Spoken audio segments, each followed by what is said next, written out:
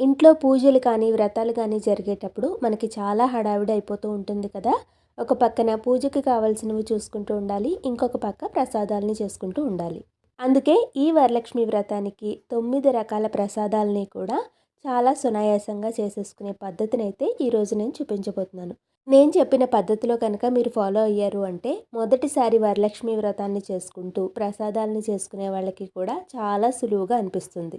పూజకి ముందు రోజే మనం ఏ ప్రసాదాలు చేసుకోవాలి అనుకుంటున్నామో అవన్నీ కూడా ఒక ప్లాన్ వేసుకుని వాటి కోసం మనం ముందు రోజు రాత్రి ఏవైతే నానబెట్టాల్సినవి ఉన్నాయో అవన్నీ కూడా నానబెట్టుకోవాలి.